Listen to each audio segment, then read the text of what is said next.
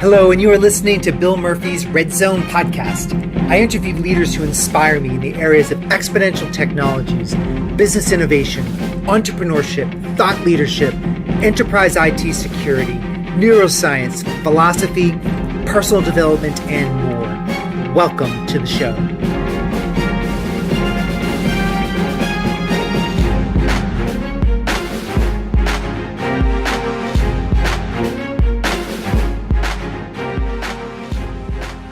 Hello, this is Bill Murphy, your host of the Red Zone podcast. If you're listening today and you are in charge of business information technology at any level, but certainly at the CIO, CTO, or any digital transformation or innovation position, you're going to love this show.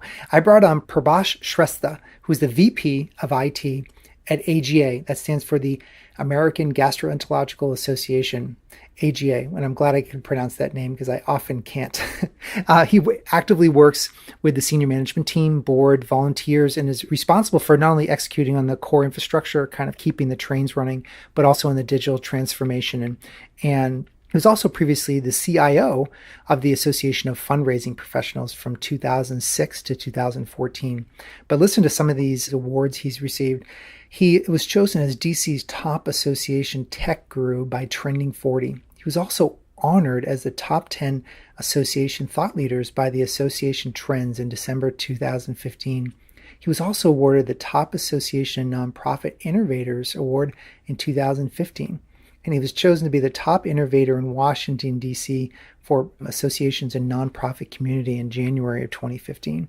He was featured on the A-list in 2014 issue of December for the Association News magazine.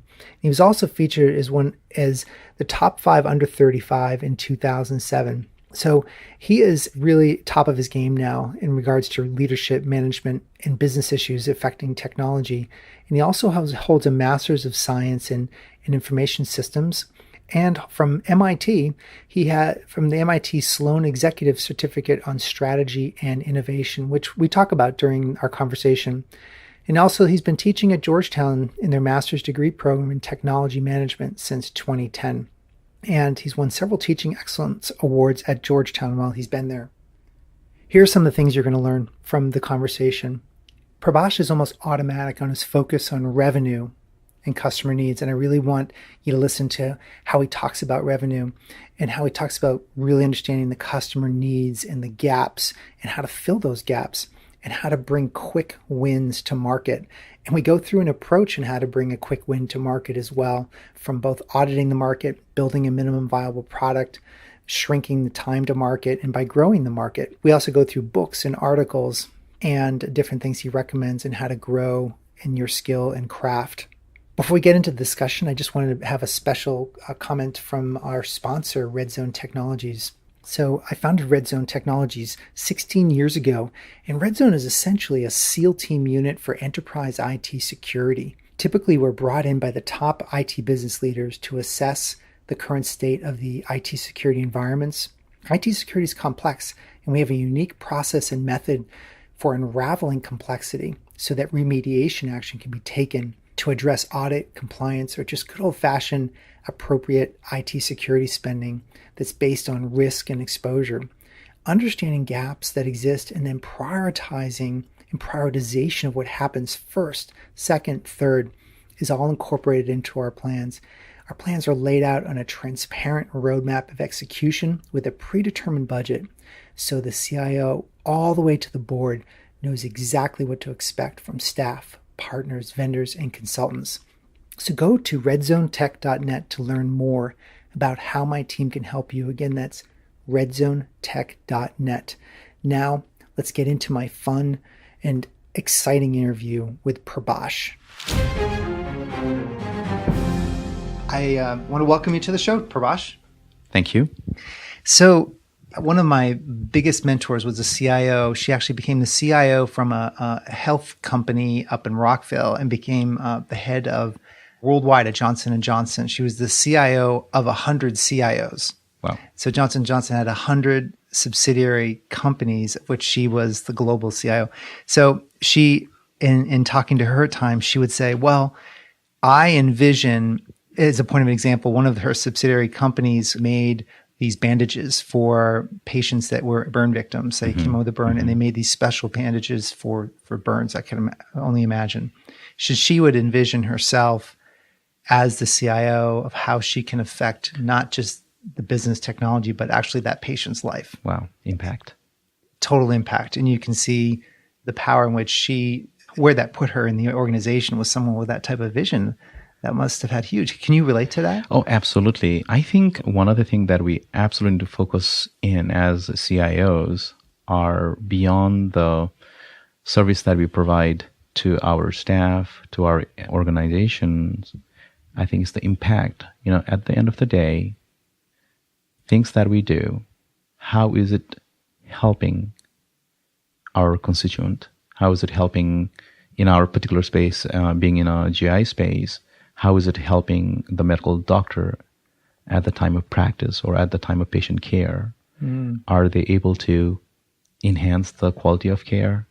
Are we able to demonstrate by the tools that they use, how are they impacting the patients? Extending the care to the patients itself, things like that. I think we need to be looking beyond the technicality, the technical solutions, to the impact that we can create in our space. I think and I think that's what I hear from your story as well.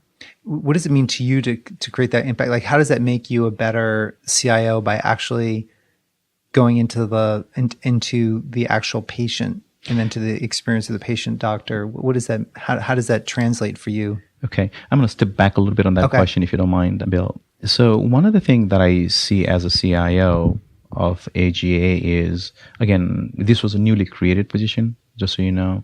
I definitely came in for business process enhancements. I definitely came in for infrastructure enhancements and, all of the cloud, mobile, social, all of the stuff that we talk about right now, security we talk about right now. We're working very, very heavily and have made some significant enhancements.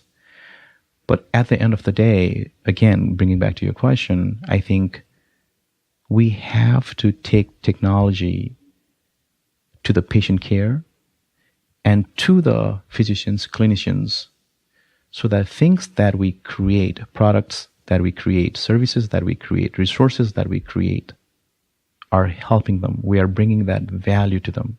And I say that because we live in a world of information right now. If we can't provide these tools and products and services, valuable and effective services, then the existence of associations like ourselves in the long term, I think, is going to be in jeopardy. So that's why I think we need to really get out there, understand our customers, understand our constituent, understand our ecosystem much better. And that's the way we can really get out there and be effective and be valuable.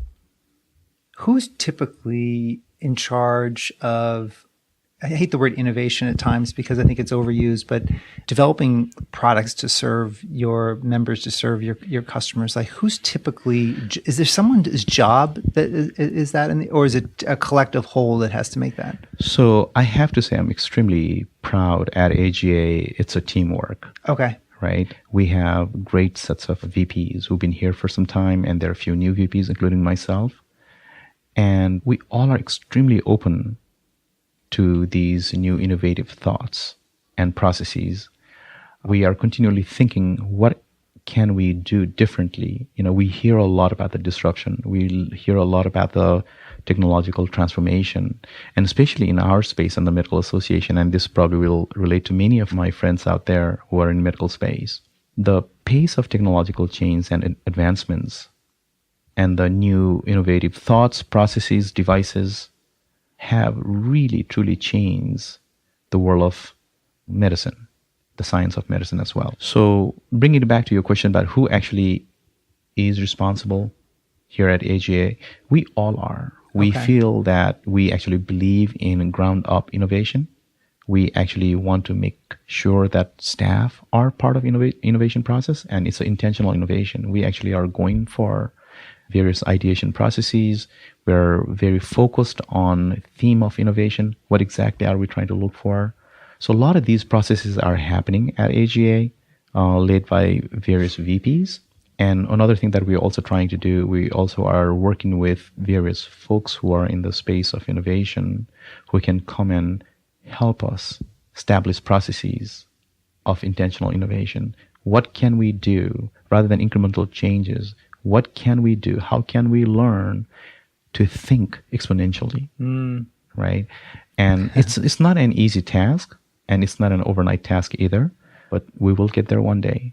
Yeah, it's interesting. The thinking exponential, we're so used to software upgrades, and they can pretty much, we expect that now to get added functionality. But how many of us have gone through a software upgrade in our brain to keep pace with the upgrades of technology? Absolutely. Yeah. Changes. Different world. A different world for sure. And do you all tend to look at market and products? Do you ask the customer or remember what they are looking for, or do you try to think of something that they really don't know that they want? So this brings back to Steve Jobs' quote on right. Customers really don't know what they want or what they need, right? Right. Or what Ford said. Did you hear the Ford's quote about the car? Because if I'd asked customers what they wanted, they would have said a faster horse. That's right. That's exactly right. So, but we do go out, being an association ecosystem, and we all do this. Almost every association, we are very careful, very mindful of what members' needs are. Here at AGA, we do go through membership needs assessment, membership surveys that really gives us good food for thought, good data on what we need to be focusing on from the membership needs standpoint of view. The process that I talked to you about earlier, innovation process, right now we are establishing 3 distinct groups based on the membership needs assessment data that we have actually gotten. And this process is going to, again, of course, we're going to go out, get the environmental data, the scan that we do. We also will be looking at the for-profit market, where things are. We definitely will be looking at some revenue aspect. Okay. Right? And again, there are newer things that's happening that may not have been talked about or pointed out in the membership needs assessment data, but we definitely are very mindful of that, Bill. And possibly, who knows, we may work with various research kits. Those are out there. We may work with natural language processing it's not in the hardcore plans yet, but we have thoughts about working with Apple, Watson, and so on and so forth. Sure. Let's see. Hopefully, some of these will come true soon for the betterment of quality of the patient care that physicians can provide. So you've been winning different awards, have gotten a lot of industry recognition over the past couple of years in the DC area, top association tech gurus. Where did this begin? Have you, ever since high school, had sort of been achievement oriented and sort of this is like continuation of many successes, or where did this start? Great question. So this takes me back. That's okay. That's okay. So I come from Nepal. Okay. Nepal has a countrywide education system very similar to one in Britain. Countrywide education system? Yeah, okay. And so the testing happens countrywide. Okay. Right. And when I did my high school education, I was number 2 amongst about 85,000 students. Oh, my. So, the academics, I believe it was there. I came to America. In Nepal, if you did not become a medical doctor or engineer or something along that line, your career is kind of considered almost a failure. Oh, interesting. Okay. So I came here. A lot of pressure. A lot of pressure, yes. Sometimes good, sometimes not really. I came to America, wanted to go to a medical school. I inquired and found out that probably financially it was not possible for me. Okay. And the next best choice for me was computers. And, I went to school. I have done some great projects at my work. I started with the Association of Trial Lawyers of America in Georgetown for about 10 years. We did some fantastic, phenomenal, innovative stuff at that point, I would say. Okay. When you look back now, really, you look at it, but it worked. We made a lot of new revenue. Did something very similar with the Association of Fundraising Professionals. I was there for about 8 years. And some projects were definitely, revenue driven, but many others were more of the engagement, more of the data, more of how can we actually better provide services to our chapters and, the headquarters and so on and so forth. And here at AGA also, I've been here since November of 2014, and we have had some great quick wins. The innovative thoughts are, in a way, you are looking at the newer disruptions on how can we actually look at the ecosystem, what's going on, what can we make minor changes that will have just fantastic outcomes. And that's been my focus. So, working hard, getting great quick wins will encourage you to kind of think differently. And ATLA, Trial Lawyers Association, in 10 years that I was there, I got about 7 promotions because I was always thinking differently. I would take ideas to my immediate supervisor, to my CFO, to my CEO. They would lend me their ears. We would, plan project. So let's tear apart thinking differently. What does that mean, and how did you have the courage, or what mechanism did you do? Did you just sit on a piece of paper and early in the morning and just write ideas, and then you would take them, or walk me through like the process of how you take an idea into something that's meaningful to someone? Sure. I'll walk you through one example. Okay, yeah. Quick little story, I would say. Perfect. So in Trial Lawyers Association, fantastic trial lawyers, we have, I believe they still do, I've been gone since, a department called ATLA Exchange.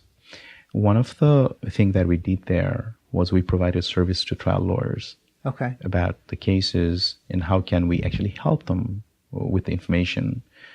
And there were processes where they would call in, fax in, email, staff person would go through the request, try to help them out. I know this is not, super disruptive, but these things would take about, we would charge them a few $100s, take about 8 to 9 days for us to return 300-400 pages printed out on a mail courier out to them. 1997, 98, I knew this was wrong. I mean, this could be done completely better. Okay. And, we kind of really thought it through on how we can do it. Back in the time, I still remember this. Those were, early days of internet, if you know what I mean. Oh my gosh, it just started 2 years early with the real internet, right? Yeah, 95 with the modems. Exactly, right? And so we planned a complete digitization of every single core documents, depositions, legal briefs, everything that we had. Exactly. And I knew we could do things better and different. We completely turned around the processes, made everything that we had available online for instantaneous access, full text searching. And this is 1997, 98 with the Windows NT IIS3 server back in the time. But I knew that the technology could make this big, huge impact. There was, at that time, it was a huge investment for, my association at that time. But, use those platters, use those like optical recognition platters systems? Well, at that time, I think we actually had good server systems by that time. Before then, I remember the WANG systems with the platters and what have you. But anyways, and this really, truly changed how we served our trial lawyers. If you look at membership surveys and what have you, you could see what a fantastic job that we're doing. And the number just erupted on how many people we were helping. Really? The capacity, the bandwidth completely changed. The revenue, we dropped the price dramatically. Wow. Right? But the volume and the quantity and it just went up and up and up. I believe at that time, and if I'm not wrong, we created over $1 million of new revenue back in the time with implementing technology. So things like that, you ask how, it's very obvious. Things are wrong. We can enhance, we can make it better. And you think about it, and how can it be done better? And you think about the minimum viable product. What is the minimum thing that we can put out there? Sure. And as you test it out, how can you make it better? So we kept on adding additional things to that over the years. But, we thought you went out with a minimum viable product first. Of course, you kind of got tested the market with it. Yeah, absolutely. Was the culture ready for you to bring ideas to them, or did you have to come up with some special spreadsheet, proof of concept? Absolutely. So business plan, proof of concept, how it would work, visualizing how the product is going to be, how it's going to help. working with the CFO to make sure that the financial models will work and it's not going to be kind of, the existing money, the revenue stream that's going to go. So you forecasted the revenue as well in that early stages? And I worked extremely closely. This was fantastic. I had a fantastic CFO to work with at Travelers of America, great. Don Walker, and had a fantastic CEO who always thought about, hey, you know what? These are the things that we could try and see how it works. Tom Henderson. And they listened. They thought about these things. And we presented to board, very hesitant at first, but eventually they said these are the right things to do, and we did. And it worked out. So you do a lot of teaching right now. I do. And at Georgetown? Georgetown, I teach their technology management program and a master's degree, and it's a phenomenal. This is one thing that I absolutely truly love. Yeah. So if you had to teach a 4-week course, and it was for CIOs, and you were teaching them about how to build new revenue streams into the business, what would be some of the curriculum chapter headings that you would want to cover in 4 weeks? And could you do it in 4 weeks? Like, or do you need 8 weeks to pull it off? Yeah.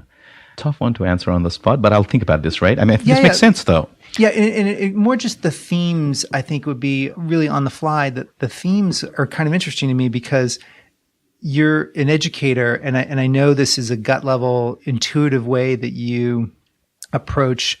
Like you and I had coffee a couple of weeks ago, and you're all about revenue, but you're very disciplined about it.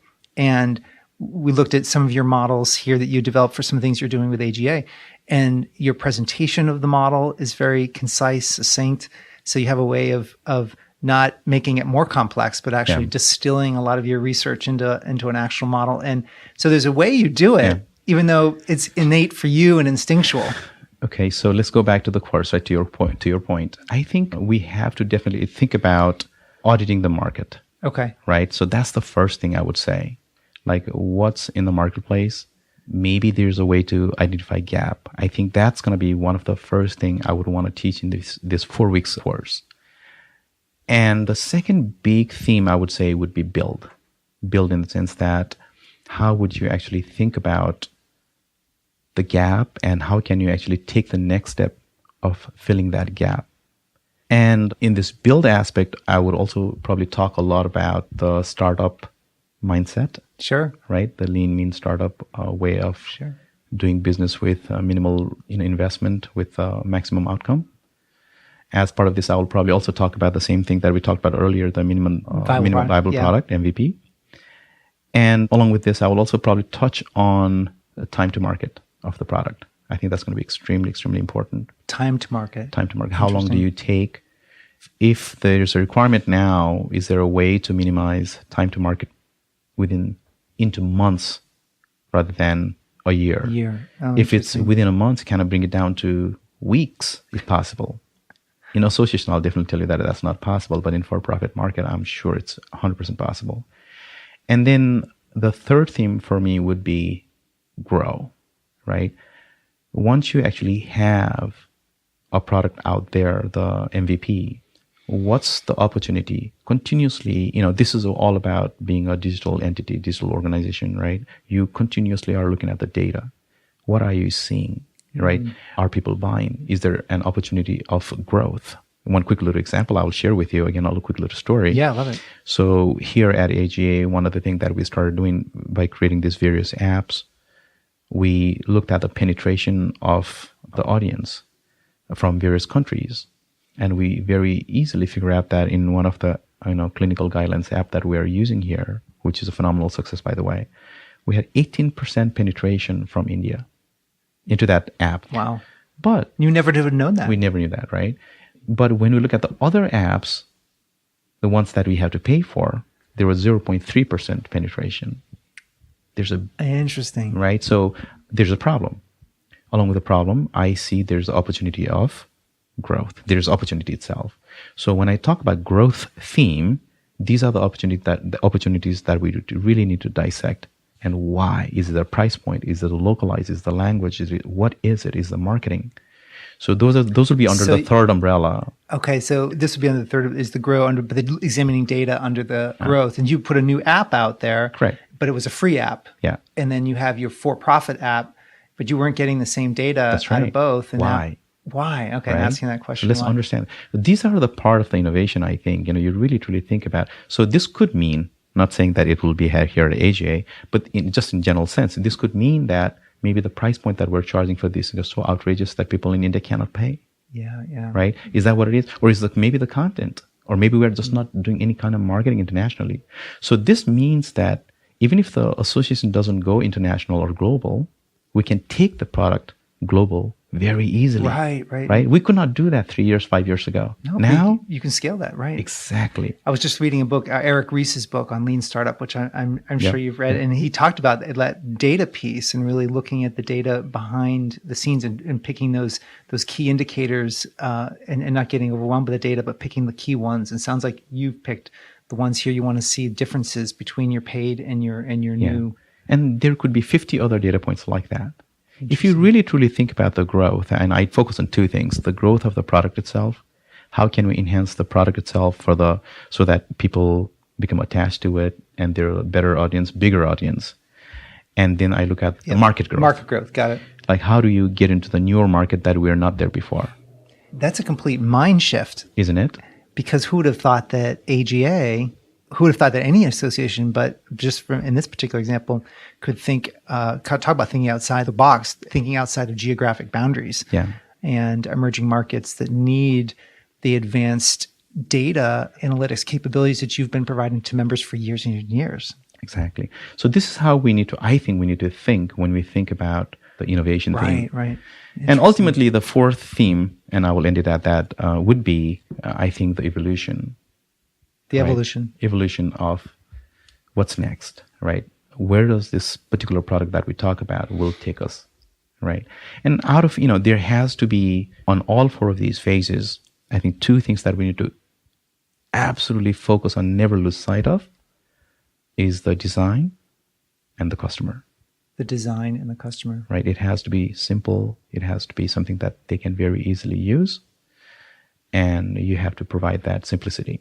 And one thing that I always talk about, which you mentioned earlier as well, and another thing, as we talk about all these four phases, we have to have customer service and revenue in mind. Yeah, that seems to be a major theme for you. Would you agree with that? I think so. I have been told by many that there is a huge focus on customer service, member service, and money. Yeah. I believe absolutely, this is my core belief, right? In order for associations to grow, we have to provide bigger and better service that can compete with, okay, here's where I'm going to be kind of trashed by many of your audience, with Google or others, right? Otherwise, they can get everything that they need other places. So to remain relevant, the member service, revenue growth, otherwise you're going to be looking at some of the bigger... That's right. You cannot put out a bigger, better product and service if you don't have revenue, right? Yeah. And if you don't think about that now, it'll be too late when you down the road. You use the word relevant. For me, word relevant is already too late. You have to be ahead of relevancy. Because too late, relevant is, if you start thinking about relevancy, or start talking about being relevant, that means you are already behind. So relevancy is too late. Where do you see the biggest mistakes CIOs make? Like if you were a fly on a wall of your peers, where do you see people making so if there's 100 CIOs in a room and the top 10, 20% clearly, generally outperform the rest, what would be the reason that you see now and moving forward, that like the top 3 pitfalls that if we're not careful, CI can get sucked into and it's hard to get out of? Okay, I'm going to start with something very basic. We're in 2016 now. I still find many CIOs are talking a lot about technical solution. And I think we all have to grow beyond from that. We have to kind of transform ourselves from technical solution provider to business and strategy. I think that's the one biggest thing that I feel that we really need to start talking about, that we really start needing to focus on strategy and the solutions to the strategies. Another thing that I will talk about is the value that you bring to the table, right? And communicating that. And I can talk about associations ecosystem a little bit more because I've been in this space for 20 years. Oh, that's fine. I think it's just transferable. Yeah. Yeah, the digital leaders are going to be able to understand and relay it to their own industry. Yeah. And this is not only the CIOs, but also the rest of the staff and the board also. Generally, what I see, Bill, is I see that technology is not considered or adopted in an association ecosystem as the game changer. I think within the last 3 to 5 years, CEOs and boards are slowly start to think differently. But overall, it is still considered a technology service provider shop. That mentality has to change. And while CEOs and other VPs who are not technical as well as board needs to start thinking like that, I think the CIOs themselves also need to do a lot of selling job. We also need to show them how to bring the value, show them the quick wins, and kind of establishing that by doing X, Y, and Z differently, we can really make an impact to the constituents, to the customers, to the members, and the whole ecosystem. So by showing a quick win, what would if you were the CEO of an association and you had a CIO working for you that came up and basically it was your protege, you didn't know it, they just showed up, but you quickly understood that they were a mini you. What would that person need to demonstrate? What's a quick win mean? Does that mean revenue within 60 days, revenue on the idea within 6 months? In association space, I think it's more of the latter. I think it's not only the revenue. I think how are we, well, the core of, okay, I have to trace back a little bit here. The core of the services that we provide, we would have to be good at that. I'm not saying that we don't have to provide the existing infrastructure, business operational, technical services. Please don't take me wrong. We still have to do that. We have to show that we can do that fantastically well. That stays there. That's not going away. That job is not leaving. It's not leaving. Right. What I'm trying to say is the additional services, right? Let's say we think about a new product line, new service line, new resource line in the association ecosystem. And we have to be able to demonstrate that by creating this new product line or service line, this is the impact. This is the increased retention rate or growth in revenue or growth in, some kind of quantifiable. It's not a wishy-washy number, but something that you can provide saying that, hey, this is the difference that we have made. We feel there's a little needle is moved here. And if you can show that within a short window, and I say that short window because the quick wins, to kind of tie it back to the quick wins, within 6-8 months of being a CIO in an association, I think that's a good growth, right? Okay. Being able to create partnerships, being able to kind of look beyond the internal IT operation, bringing partnership, bringing revenue, bringing ideas of new product services, establishing the relationship with the board. And these are the things, in my point of view, will be considered as quick wins that you can actually, demonstrate. And that will make things easier for other things that you would do afterwards. So clearly, not losing the eye on the ball, keeping your eye on the core services delivery. And you also, I just want to make the point, you're not necessarily saying innovate on the core service that's currently generating the revenue. Are you saying that I'm going to push out to the edge on new products that are additive in nature? And that's been my thing. I have always thought about new products, new resources, new services, new revenue. And that might actually help because then you're not necessarily threatening a bunch of key stakeholders whose careers, and they may have been the person 20 years ago that suggested that product line and they've built up a whole team around it. It might need to go away, but you're saying I'm not going to challenge that. I'm going to additively add to that. Is that been your? It makes a lot of sense. But I will also say to that point is there has to be focus and priority as well. And if we can become that catalyst or change agents to talk about more and more of those things that we do in associations. So associations have a tendency, and I'm sure your audience will 100% agree with me, that we like to do 22 things inch deep. Okay. Right?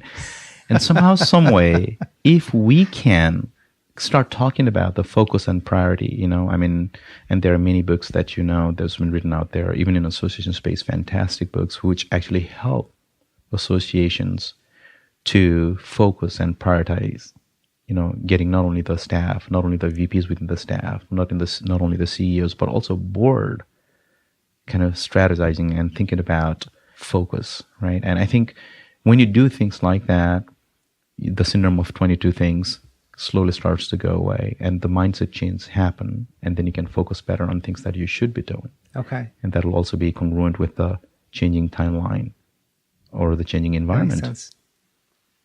What percentage of your time do you think you spend on strategy versus the core operations of like infrastructure, security, kind of the necessary, keeping the trains running?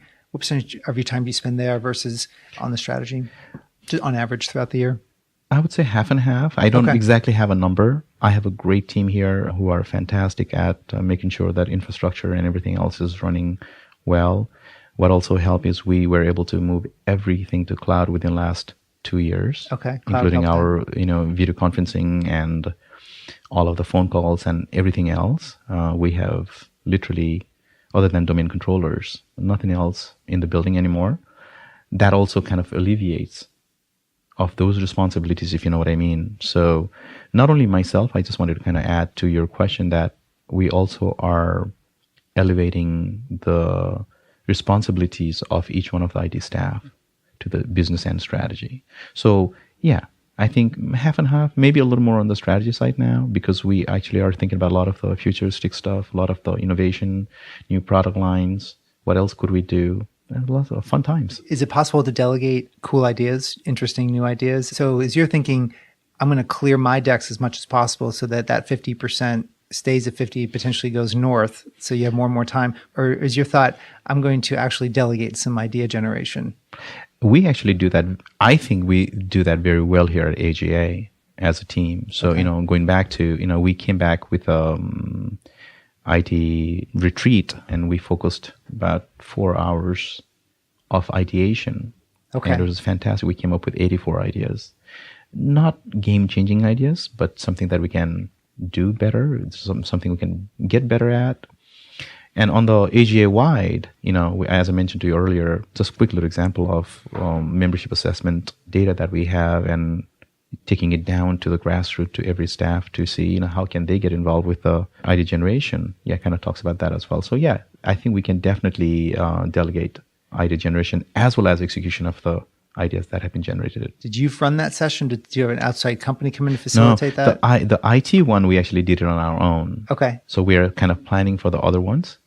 And let's see how it goes. I'll let you know. Now, the 86, did you, so 84. 84. So the 84, I actually wrote down 84. So the 84, how does that become from an idea to something that is actionable? So it kind of works very well. Right now, we like to do those idea generation sessions. We'd like to do it more than once per year. And hopefully it becomes that way, ongoing process. Right now, we're going through a budget process right now. So we are trying to look at the priority list of, I'm working with my senior director, and we're looking at what are the kinds of things that we should be doing and what are the things that can be done without major budget impact. And some of the ones that will have budget impact and what have you, I think we'll kind of roll that into the process and kind of put it to the finance committee and go from there. Are there any books or any learning programs that you can recommend for people listening that have made a big impact for yourself as you've gone through this journey? The one other thing that really, truly helped me, and I talk about this quite a lot, when I went to MIT, I went through their executive education, and that program was phenomenally helpful to me. Another thing that was very helpful, and I don't know if everyone can do this or not, somebody may not have passion for this, teaching has been phenomenal. Because it's almost like, you have to be ready to teach these smartest students from all around the world who come to Georgetown. And I don't want to be embarrassed. Yeah, seriously. And that has really, truly helped me as well. So I used to be avid management and leadership book reader. What I've noticed in the last 3 to 5 years, 3 years probably, is that I am reading more articles now than books. And I'm quite out there on the LinkedIn, and people who I follow, they're just fantastic quick reads now. Rather than having to go through a book in 3 days, 4 days, I feel like within my lunchtime or whenever I have in the evening or whatever time that I have, when I can go through these things very easily, and that has really, truly helped me with many of these. Oh, that's great. So teaching has made a big impact, going to the MIT executive education program. And then kind of reading the snippets. Is there? And I know you follow some people on LinkedIn. Do you read like MIT's published material, Harvard's HBR, business? yes, absolutely. Okay. All of the regular stuff that many of us do. And, again, fantastic stuff. I mean, I read a lot of stuff from Forbes, Wall Street. I do a lot of CIO.com stuff. I mean, there's so many strategies in business. They have some fantastic things that they put out. And from the course standpoint of view, and more online learning now, so I'm looking into this Wharton's course. It's not that expensive. I think we can on our own pay for that as well. They actually have a course on lean, mean, start up business, and it's on Coursera. I'm planning to take that soon. And when we talk next time, Bill, I probably will be done by that course. Oh, that's so excellent. Things like this. Well, Coursera is I think Udacity, CreativeLive.com is another great one. I think that these mini education programs are massively They're fantastic. Important. I know, take the same thing myself. If I need to learn something, just go out there. I can buy it for $60 to $1,000. Yep. Boom, I'm in. Because otherwise how else am I going to get the knowledge? That's exactly right. And I think one of the things I speak a lot, and I talk about this quite a lot as well, that I think we have to keep up with this new knowledge, I would call it. And I think there's great things out there. Great things. My CTO came to me the other day and he goes, I'd like to take this course through MIT on some deep learning visualization. So I don't know, I can't even remember it. Yeah. It has absolutely no relevance. Yeah. However, I know the market will be there. That's right. In 3 to 5 years, and we better be ready. Yes. And so, but also I think that forming those new connections sometimes, even if someone took an art course, the ability for that set of knowledge to bleed in to what you're currently doing is so outstanding. 100% agree. Especially, I am a big data guy. I've always been. And to your point, especially around the visualization as well as the analytics, and this thing is going to grow. It's just going to grow. And when we come to that prescriptive analysis aspect, I think that's where I would really truly believe that the IT departments and IT companies have really truly matured. And I feel like we need to, in my space, I feel like with association, we need to take associations there. As far as like understanding the large data sets and how to make decisions from large data sets. Yeah, that plus, again, how else we can use that data for the impact that we talked about. And another thing that I will again add it one more time, that how else can we monetize that?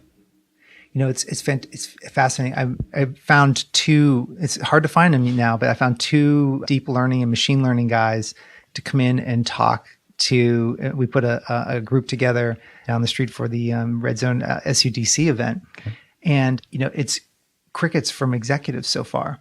And the problem is that I don't think a lot of executives realize that if you understand, you don't have to be a technical geek on this, but if you understand how to apply, how to solve problems using some of these advanced tools, and all it is just, it's big data out of control. And now those data sets are available. So what tools do we need to extract that so we can actually make and solve problems? Absolutely. I think it's huge. So it's interesting in the association world. My gosh, that the data and understanding data that's almost like the holy grail. Isn't it? Oh my God. Yes. There's so many. I just believe that with a better use of data, there are so many opportunities that associations have, no matter what kind of trade that they're in. And I think we just need to become better at that. Well, I really appreciate you for your time and sharing your wisdom with my audience. Oh, thank you, Bill. This is a lot of fun. And if there are any questions, anybody would like to get back to me, please. I think we're definitely gonna have show notes. So okay, I'll put the show notes here. Any of the research, any things we've talked about, companies, and yourself. Would you prefer people to, if they're going to say kind of hello to you on LinkedIn? Absolutely, I would love that. Fantastic. Yeah, I would love to learn. Any final comments or anything any message that you think would be important for listeners to hear as we wrap up? Again, I'm going to talk about the association ecosystem a little bit, if that's okay, Bill, totally. Because that's been my 20 years of career here. I think as a whole, no matter who we are, whether we're staff or board members or executives, I think we really need to accept and adopt the new technology innovations And we really need to think through on processes of how to make that happen within association. These things won't happen on its own. We have to take those first few baby steps towards that. The danger of not doing this, there's a cost of doing this. Yes, I understand. It's not going to be, in some cases, it's not going to be cheap. What I worry about is the cost of not doing it. If we were not to do this, especially in our ecosystem, association ecosystem, you used the word relevancy earlier, and I would say the same, that we would be irrelevant in no time. I'm not trying to create a scare there, but I think in near future, with all of this technological transformation, innovation that's happening, it is going to be very hard for us to compete. Our strength is in network. Our strength is in engagement. Our strength is in providing knowledge, education, training, certification. And I think we need to focus on these things. How can we do these things better in 2016's technology? So let's get at it.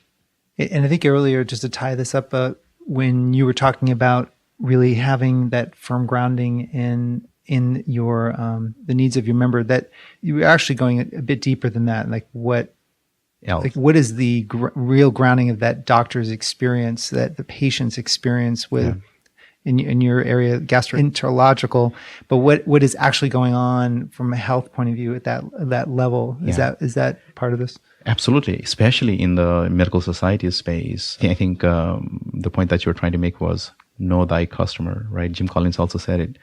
Not only your customers, know your customers as well, right? Let's get there. Let's be there. To put all that in perspective, there are so many medical innovations that's happening, right? There's a lot of talk about the connected health, mobile health, population health. Yep. All of these, to me, are opportunities. And how can we get into each one of these? And how can we help our ecosystem?